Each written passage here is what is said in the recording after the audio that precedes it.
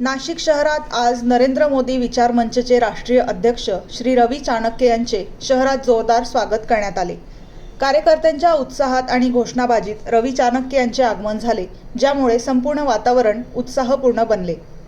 या कार्यक्रमात महाराष्ट्र संघटन मंत्री दिलीप दीक्षित यांनी रवी चाणक्य यांचा सत्कार करत त्यांच्या नेतृत्वाचे कौतुक केले।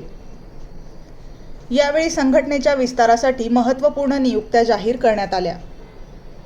राजेश गोसावी यांची राष्ट्रीय प्रेस महासंघ उत्तर महाराष्ट्र अध्यक्ष म्हणून निवड, डॉक्टर शुभांगी रत्नपारखी यांची उत्तर महाराष्ट्र महिला अध्यक्षपदी नियुक्ती, दीपा ब्रह्मेचा यांची उपाध्यक्ष म्हणून जबाबदारी।